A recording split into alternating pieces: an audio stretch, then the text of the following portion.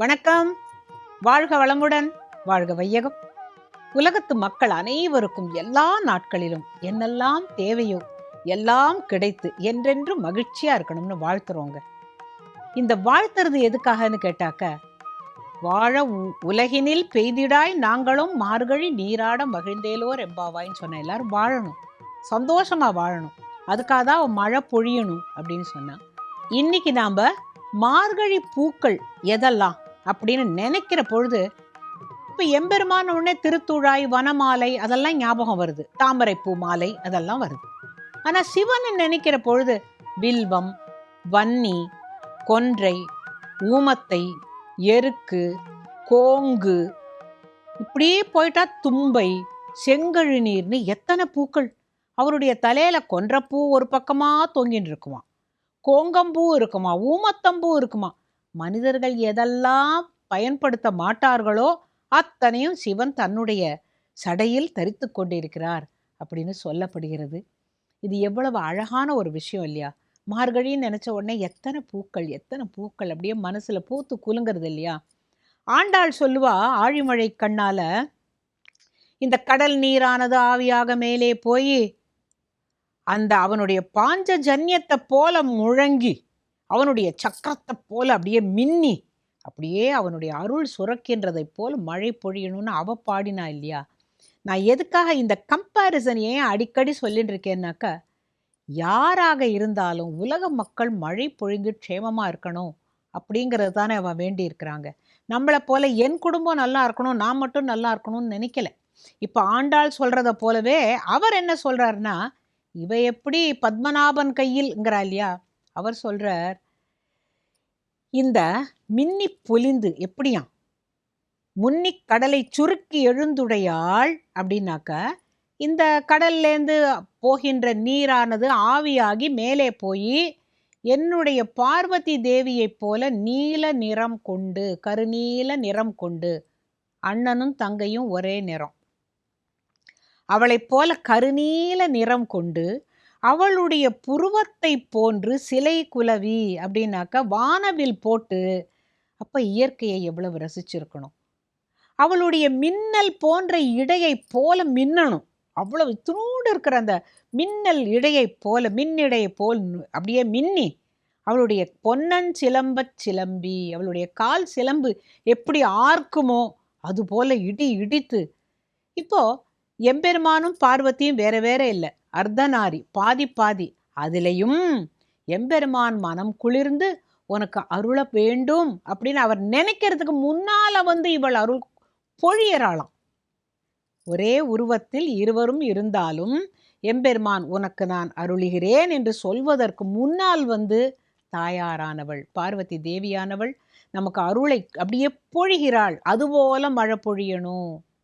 இப்போ இதுவும் அழகு அதுவும் அழகு. அதனால தான் திருப்பாவை திருவம்பாவை ரெண்டையும் பாடுகின்ற பொழுது இது சக்கர பொங்கல்னா அது இன்னும் அக்கார அடிசலாக இருக்குது. ஆக மொத்தம் ரெண்டுலேயும் இனிமை, ஆனால் சொல்கின்ற அழகும் அதில் ஒரு ஒற்றுமை இருக்குது. இவ சொல்லுவா, எல்லாரும் வந்துட்டாளா, என்னை எழுப்புறீங்களே, எல்லே இளங்கிளியே இன்னும் உறங்குதியோல சில்லென்று அழியேன் மீன், சும்மா கத்தாதீங்கோ, நங்கை மீர் போதர்கின்றேன், வல்லை உன் கட்டுரைகள் பண்டே உன் வாயறிதும் வல்லீர்கள் நீங்களே. அது எப்படின்னு கேட்டால் சம்பாஷணை. இவ கேட்குறாளாம், அவள் பதில் சொல்கிறாளா, எல்லாம் ஒரே பாட்டில் வரும். இப்போ ஆண்டாள் தான் அதை பாடியிருக்கான்னா, இவளே தூங்குற பொண்ணும் இவளே எழுப்புற பொண்ணும் இப்படியெல்லாம் அந்த ஒரு மனசில் ஒரு கற்பனையில் எவ்வளவு அழகான தமிழ் வழியில் வருது. அவள் சொல்லுவா, எல்லாரும் வந்தாரி வந்து எண்ணிக்கொள், நீ பாரு. அதையே திருவெம்பாவையில் எண்ணிக்கொடுள்ளவா சொல்லுகேம் அவ்வளவும் கண்ணை துயின்று அவமே காலத்தை போக்காதே. நீ எல்லாரும் வந்தாச்சான்னு நீ கேட்குறியானா? எல்லாரும் வந்தாச்சு. யார் யாரெல்லாம் பேர் சொல்கிறதே இத்தனை பேர். ஆனால் நான் எண்ணி சொல்கிறதுக்குள்ளே நீ அந்த நேரத்தில் தூங்கலான்னு பார்க்காத, எழுந்துரு அப்படின்னுட்டு ஆண்டாள் சொன்னதையே மணிவாசகர் சொல்லியிருக்கார். 8ஆம் நூற்றாண்டில் சொன்னது தான் 9ஆம் நூற்றாண்டில். ஆனால் பக்தி அப்படின்னு வருகின்ற பொழுது இந்த மார்கழி மாசத்தில் இறைவனை நாட வேண்டும் அப்படிங்கிற அந்த ஒரே கருத்து தான்.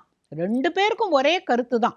ஏதோ சில பேர் அந்த திருப்பாவை புஸ்தகத்தை வச்சுட்டு இருப்பாங்க, ஆனால் எழுத்து தெலுங்குல இருக்குது. நான் ஹைதராபாத்தில் இருந்தபோது பார்த்துருக்கேன்.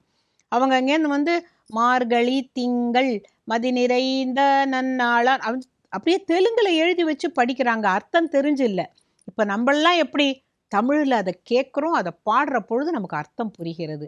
அதனால இதெல்லாம் சொல்கிற வரைக்கும் தூங்காமல் எழுந்திருந்து இறைவனை நினைப்பாயாகங்கிற ஒரு அற்புதமான கருத்தை இன்னைக்கு எடுத்துக்கிறோம். இன்னைக்கு மழையை பற்றி பேசணும் இல்லையா? அந்த கருநீல மேகம் மேலே போய் அங்கேருந்து மின்னல் மின்னி இடி இடிச்சு அப்படியே மழை பொழியணும். அப்படிங்கிற போது மழை அப்படிங்கிற அந்த ஒரு வார்த்தை வந்த உடனே ஒரு அற்புதமான மழைக்கதை. மழைக்கதை என்ன தெரியுமா?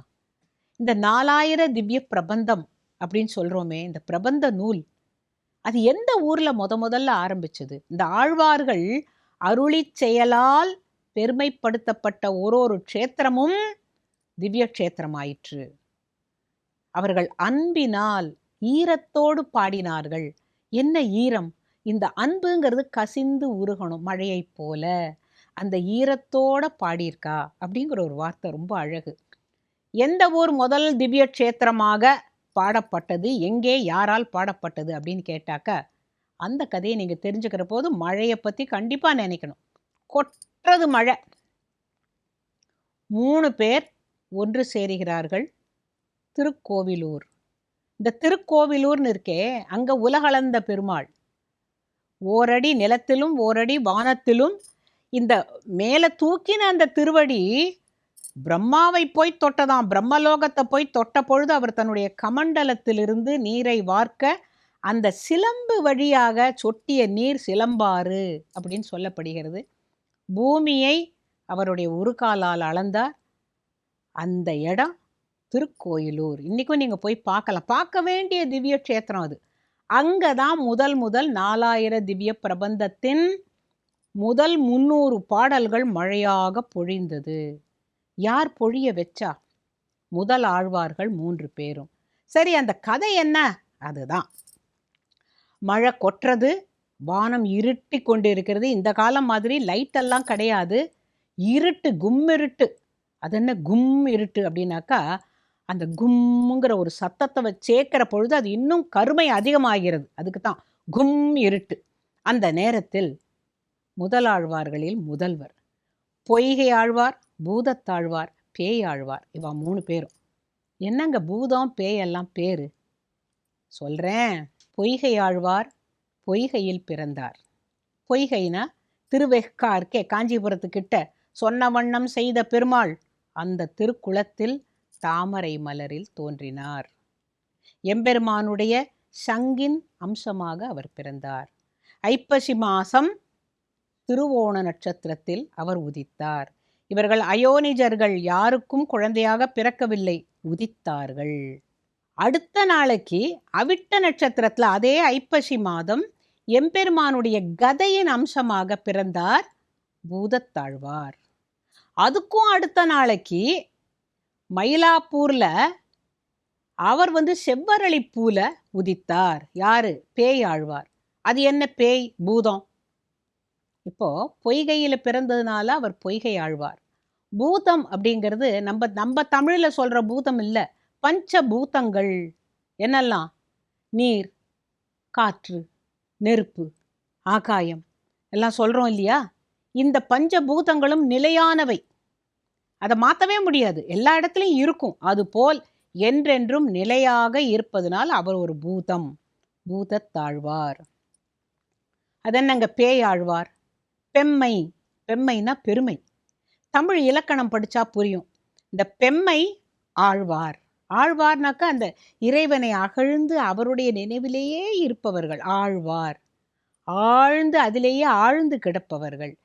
பெம்மை ப்ளஸ் ஆழ்வார் அப்படின்னு வரும்பொழுது இந்த இம்மை மாறிடும். பெ ஆழ்வார், பெ ஆழ்வார், பெ ஆழ்வார் நீங்கள் சொல்லி பார்த்தீங்கன்னா வெறும் பெ ஆழ்வார்னு வராது, பேயாழ்வார். அது நம்ம இலக்கணம் படிக்கிற போது ஈறு போதல், இடைவுகரம் ஈயாதல், ஆதி நீடல், அடியகரம் ஐயாதல்லாம் படிச்சிருக்கோம்ல. அப்ப பெம்மையாகிய ஆழ்வார், பெருமை மிக்க ஆழ்வார், பேயாழ்வார். என்ன தமிழ் அழகு பாருங்க. நம்ம காதல கேட்கறத வச்சு ஒன்னையும் சொல்லிட முடியாது. இவா 3 பேரும் வேற வேற இடத்துல பிறந்து எம்பெருமானுடைய நினைவிலேயே ஆழ்ந்து கிடந்தவர்கள். ஒவ்வொரு கோவிலுக்காக போய் எம்பெருமானை தரிசித்து சந்தோஷமா இருந்துட்டு பொழுது இவா 3 பேரையும் ஒன்று சேர்க்க வேண்டும் என்று எம்பெருமான் திருவுள்ளம் கொண்டார். இப்போ நம்ம சாதாரணமா தமிழ்ல சொல்ற போது நினைச்சோம் அப்படின்னு சொல்றோம். எம்பெருமான் நினைச்சா அது திருவுள்ளம் கொண்டார். அப்படி திருவுள்ளம் கொண்ட பொழுது ஒரு மழையை வந்து கொட்ட வைத்து இருட்டில் அங்க முதல்ல பொய்கை ஆழ்வார் வர, அங்க மிருகண்டு ரிஷியோட ஆசிரமத்துல வந்து மழை கொட்டுகிறது, எனக்கு தங்குவதற்கு இடம் கிடைக்குமா அப்படின்னு அவர் கேட்க, ஒரு இடைக்கழியை காட்டுறார் அவர். அந்த ஆசிரமத்துல இடைக்கழி அப்படின்னாக்க உங்களுக்கு இங்கிலீஷ்ல வெராண்டா, வெரி நேரோ வெராண்டா அப்படின்னாக்க புரியும் இல்லையா? அந்த இடைக்கழியில ஒருவர் படுக்கலாம் அப்படின்னு சொல்லி அனுப்பிச்சாராம். சரி, அவர் மட்டும்தானே வந்திருக்கார், அங்க இந்த மழைக்கு நம்ம போகலாம் அப்படின்னு சொல்லிட்டு உள்ள போய் அவர் படுக்கலான்னு பார்த்தா சின்ன இடம் இடைக்கழி. அடுத்தவர் பூதத்தாழ்வார் வரார். அதே ஆசிரமத்துல வந்து பார்த்தாக்க அவர் சொல்றார், கையை காட்டுறார், ஒருவர் படுக்கலாம், இருவர் இருக்கலாம், 2 பேர் உட்காந்துக்கலான்னு உடனே இவர் உள்ள போறார். கொஞ்ச நேரத்துல பேயாழ்வார் வரார். அடியேன் தங்குவதற்கு இடம் கிடைக்குமா அப்படின்னு கிடைச்ச பொழுது அவரே கையை காட்டுறார். ஒருவர் படுக்கலாம், இருவர் இருக்கலாம், மூவர் நிற்கலாம். சரி, 3 பேர் மழை நிற்கிற வரைக்கும் சேர்ந்து நிற்கலாம். இப்போ நம்மளை போல இங்கே இடம் இல்லை போங்கலாம் சொல்ல மாட்டா. ஏன்னா விஷ்ணுவை கும்பிடுகிறவர்கள் யாராக இருந்தாலும் விஷ்ணுவின் அம்சம் அப்படின்னு நம்பினது இல்லையா? இவ 3 பேரும் ஒருவரோட ஒருவர் நெருக்கி கொண்டு 3 பேர் நிற்கிறாங்க. ஆனால் 3 பேரும் எதை பற்றி பேசுகிறா? எம்பெருமானுடைய கல்யாண குணங்களை பற்றி பேசி மழை நிற்கணும், அது வரைக்கும் ஏதாவது பேசணும். நீங்கள் சௌக்கியமா நான் சௌக்கியமானு கேட்குறவங்க இல்லை. ஏன்னா எம்பெருமானோட நினைவில் அப்படியே ஆழ்ந்து கிடைக்கிறவர்கள். அப்படியே பேசி பேசி மகிழ்ச்சி, அப்படியே ஒரு மகிழ்ச்சி கடலில் திளைச்சுன்னு இருக்கும் பொழுது ஒரு 4வது ஆள், இனம் தெரியாத ஒரு ஆள் வந்து இந்த 3 பேரையும் இன்னும் கொஞ்சம் நெருக்கிறார். நெருக்கினாக்கா இவ 3 பேருக்கும் புரியல, யாருப்பா இது, இந்த 4வது ஆள் இருட்டில் கண்ணே தெரியல, இப்படி வந்து நெருக்கிறாரே அப்படின்ன பொழுது வந்தவர் வேறு யாருமில்லை, எம்பெருமான் சங்கு சக்கரதாரியாக திருமகள் மாறுவனாக அவர்களுக்கு அப்படியே மின்னல் ஒளி போல காட்சி தந்த பொழுது தமிழ் பிரவாகமாக மழையா கொட்டித்து. எப்படி? பொய்கை ஆழ்வார் வையம் தகழியா வார்கடலே நெய்யாகன்னு பாடுறார். சூரியனோட வெளிச்சம்தான் அங்க விளக்காக நான் ஞான விளக்கு ஏத்தினேன்னு அவர் சொல்றார். இவர் அடுத்தவர் பூதத்தாழ்வார் அன்பே தகழியா ஆர்வமே நெய்யாக இன்புறு நெஞ்சே அந்த சிந்தை இடுதிரியாக அப்படின்னு சொல்லி அவர் ஞான விளக்கு ஏத்துறார். இவா 2 பேரும் ஏத்தின அவர் உலகத்திலேயே ஒரு விளக்கு ஏத்தினார், இவர் அன்பை விளக்காக ஏத்தினார். பேயாழ்வார் என்ன பார்த்தார்? திருக்கண்டேன் பொன்மேனி கண்டேன், திகழும் அருக்கன் அணி நிறமும் கண்டேன் அப்படின்னு சொல்லி அவர் என்ன பார்த்தாரோ அதை பாடுறார். அதில் முதல்ல என்ன பார்க்குறார்? திருமகள் மார்பன் முதல்ல தாயாரத்தான் பார்க்குறார். முக்தி நிச்சயம். அந்த திகழும் அருக்கன் அணி நிறமும் கண்டேன், செரு கிளரும் பொன்னாழி கை கண்டேன், புரிசங்கம் கை கொண்டேன், என் ஆழி வண்ணன் பால் இன்று. நீங்க 2 பேரும் விளக்கேத்தினேள், நான் அந்த ஞான விளக்கின் ஒளியில் நான் எம்பெருமானை பார்த்தேன். அப்பா முதல்ல அவர் பாடினது ஒரு 100 பாட்டு, அந்தாதியாக ஒரு பாட்டின் இறுதியில் வருகின்ற சொல்லே அடுத்த பாட்டின் ஆரம்பமாக. அவர் ஒரு அந்தாதி, முதல் திருவந்தாதி, 2ஆம் திருவந்தாதி, 3ஆம் திருவந்தாதி. இன்னைக்கும் 4000 திவ்ய பிரபந்தத்தில் முதலாழ்வார்களாக அந்த அந்த முதலாயிரத்தில் இந்த 300 பாடல்களும் மழையாக பொழிந்தது அந்த ஊரில். திருவிக்கிரமன் காலெடுத்து உலகளந்தானே, அந்த உலகளந்த பெருமாள் இருக்கின்ற திருக்கோவிலூரில்தான் முதலில் தமிழ் ஒலித்தது. இன்றளவும் வாழ்கிறது, வாழும். காரணம், தெய்வ திருமேனி கண்டவர்கள் அதோட அழகை அவர்கள் பாடி, இது அவர் மூத்தவர் வந்து தசாவதாரத்தை அப்படி பாடியிருப்பார். இதெல்லாம் வந்து ஏன் நான் எடுத்து சொல்றேன் அப்படின்னு கேட்டாக்கா, இவ்வளவு சுவை காத்துன்னு இருக்கிற பொழுது ஏன் நம்ம இதெல்லாம் வந்து அனுபவிக்காம விடணும்? நம்மளுடைய விஷய சுகங்கள்ல ஏன் இந்திரியங்களை பரவி விடணும்? வேண்டாமே, ஒரு மனதோடு இதெல்லாம் ரசிக்கலாமே அப்படிங்கிறதுக்காக தான். சரி, மழை அப்படிங்கிற பொழுது இன்னொரு கதை சொல்லலாமா? மழையில முதல் 1000 பாடினவர்களை, முதல் ஆழ்வார்களை பார்த்தாச்சு. இங்க 63 நாயன்மார்கள்ல அமர்நீதி நாயனார்ங்கிறவரை சுந்தரமூர்த்தி எப்படி பாடியிருப்பார்னா, அல்லிமென் முல்லையந்தார் அமர் நீதி கடியேன். யார் அவர் அமர் நீதி அப்படின்னா, திருநல்லூர் அப்படிங்கிற ஊருக்கு தன்னுடைய சுற்றத்தார்களோடு வந்து தங்கி, தொண்டை மண்டலத்தில் பிறந்தவர் தான், அங்கே வந்து தங்கி எம்பெருமானுக்கு திருவிழாலாம் எடுத்து சிவனடியார்களுக்கு அவர் என்னெல்லாம் தானம் பண்ணுவாராம். சாப்பாடு, தனம் மாகேஸ்வர பூஜை, தனம் சாப்பாடு, கட்டிக்கொள்ள கந்தை அதாவது துணி, இதற்குன்னு உள்ளாடை கௌப்பீனம்னு சொல்லுவாங்க. கோவணம் அப்படின்னு சொல்கிறத கௌப்பீனத்தை நெய்ய சொல்லுவாராம். துணியிலேருந்து கிழிச்சதல்ல, இந்த டேரன் வேறு இல்லை, இது கௌப்பீனம்னு இதுக்குன்னே நெய்வது, அடியார்களுக்கு தருவதற்காக நெய்து நிறைய வச்சிருப்பாராம். இதெல்லாம் ஒரு தானம், இதெல்லாம் ஒரு தர்மம். சாப்பாடு போட்டு கட்டுவதற்கு துணி கொடுக்கறதுங்கிறது ஒரு பெரிய தர்மம். அதை அவர் ரொம்ப அழகாக பண்ணி உற்சவமெல்லாம் கொண்டாடின்னு இருந்தார். ஒரு நாளைக்கு ஒரு சிவனடியார் அங்கேருந்து வந்தார். வந்துட்டு, அப்பா மழை கொட்டின்னு இருக்கு, நான் போய் குளிக்கணும், இங்கே திருவமுது கிடைக்குமான. தாராளமாக சுவாமி, உங்களுக்கு சமையல்லாம் தயாராகிடும், நீங்கள் போய் குளிச்சுட்டு வாங்கோன்ன பொழுது, இரு, நான் என் கையில் உள்ள தண்டத்தில் 2 கௌப்பீனம் கட்டி இருக்கிறேன், ஒன்று நீ வைத்துக்கொள், மழையில் இது நனைந்து விட்டால் வந்தால் எனக்கு வேண்டும் அப்படின்னு சொல்லிட்டு அந்த ஒரு கௌப்பீனத்தை அவர்கிட்ட கொடுத்து பத்திரமா வச்சுக்கோ அப்படின்னு சொல்லிட்டு இவர் குளிக்க போயிட்டார். ஆனால் குளிக்க போனவர் குளிச்சுட்டு சொட்ட சொட்ட மழையில் நனைஞ்சு வந்தால் அந்த கௌப்பீனமும், தண்டத்தில் இருக்கிற அந்த கௌப்பீனமும் நனைஞ்சிருக்கு. என்னுடைய அந்த காய்ந்த கௌப்பீனத்தை தருகிறாயா, நான் உடை மாற்றிக்கொள்ள வேண்டும்ன பொழுது அவர் போய் தேடினா அதை காணும். சுவாமி, நான் வச்ச இடத்துல காணும். அப்போ இவர் கேட்குற, ரொம்ப அழகாக இருக்குது, நான் என்ன ஒரு வருஷம் கழிச்சா வந்திருக்கேன், இதோ இப்போ காலம்பரை போய் காவேரியில் குளிச்சுட்டு வரேன், அதுக்குள்ளே நீ அது துணியை காணோங்கிறியே, கௌப்பீனத்தை, அதுவும் என்னோட கௌப்பீனத்தை காணும்னு சொல்கிறியே. அவர் என்னெல்லாமோ கொண்டு காட்டுறார். நான் புதுசாக நெய்ததெல்லாம் இருக்குது, அதெல்லாம் எனக்கு வேண்டாம், எனக்கு அதெல்லாம் வேண்டாம், ஒரு தராசு கொண்டா அப்படின்னு சொல்லி ஒரு பெரிய தராசு கொண்டு வர சொல்லி அந்த ஈரமாக இருக்கிற கௌப்பீனத்தை கழட்டி அதில் வச்சு, இதுக்கு எடைக்கு எடை நீ எனக்கு என்ன தருவ அப்படின்னு கேட்டாக்க, அவர் இருக்கிற துணியெல்லாம் கொண்டு வைக்கிறார். தட்டு உயரத்தில் தான் இருக்கு, பொன் பொருள் கொண்டு வைக்கிறார். ஒண்ணுமே ஆகல. இந்த சிவனடியார் சிரிக்கிறார். பார்த்தார், கடைசியில் என் கையில் இருக்கிறது எல்லாத்தையும் வச்சுட்டேன் சுவாமி, நான், என் குழந்தை, என் மனைவி, இங்கே 3 பேர் தான் இருக்கோம். நாங்கள் வந்து இது வரைக்கும் செஞ்ச தர்மம் சத்தியமானால், இன்னைக்கு நான் உங்ககிட்ட அந்த கௌப்பீனத்தை வாங்கி உள்ளே வச்சு உங்களுக்காக காபந்து பண்ணினது சத்தியமானால், நாங்கள் 3 பேர் ஏறி நிற்கிறோம் அப்படின்னு 3 பேர் அந்த தராசில் நெருக்கின்ற, அந்த 3 பேர் நெருக்கின்ற மாதிரி இந்த 3 பேர் நெருக்கின்ற அந்த தராசில் ஏறி நின்ன உடனே சமமாச்சான். அப்போ வந்திருந்த சிவனடியார் ஒரு பெரிய சிரிப்பு சிரித்து மறைஞ்சார். எங்கே? வானத்தில் பார்த்தா இடபாரூடராக, ரிஷபாரூடராக அங்கேருந்து, உம்மை சோதித்தோம், இந்த தராசு தட்டே உமக்கு விமானமாகட்டும், எம்முடன் வந்து இருங்கள் அப்படின்னு தன்னுடைய கைலாச பதவி, அங்கே வைகுண்ட பதவி கொடுத்த மாதிரி கைலாச பதவி அப்படின்னு சொல்லி இவ 3 பேரும் அப்படியே விமானத்தில் பரமேஸ்வரனை போய் அடைஞ்சதா சொல்லுவா. அதனால தான் அல்லிமென் முல்லையந்தார் அமர் நீதிக்கு அடியேன் அப்படிங்கிற பாடல் சொல்கின்ற பொழுது மழை, அந்த மழைன்னு சொன்ன உடனே நனைந்த கௌப்பீனம், தராசு, அதில் வைக்கப்பட்ட அன்பு, தெய்வீகம், பக்தி, இதனால தான் நம்மளுடைய நாட்டுக்கு பெருமையே இந்த பக்தி தான். இந்த பக்தி செய்வோம். மறந்தே போயிட்டேனே, இன்னைக்கு என்ன பிரசாத தரிசனம், என்ன பிரசாத தரிசனம்? கோவில் வடை.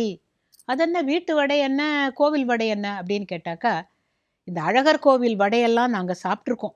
எப்படி இருக்கும் தெரியுமா? கர கர கர கரான்னு இருக்கும், ஆனால் இவ்வளோ தடிக்கு இருக்கும். அது எப்படின்னு கேட்டாக்கா, முழு உளுந்த 4 மணி நேரம் ஊற போட்டு, மிளகு, சீரகம், துளி உப்பு, அவ்வளோ மட்டுமே போட்டு தண்ணியே விட மாட்டாங்க, கெட்டியாக அரைச்சு அதை கொஞ்சம் 1-2 இருக்கும், அதை எடுத்து பெருசாக தட்டுவா. ஒரு பெரிசா தட்டி நெய்யில் பொரித்து எடுப்பது.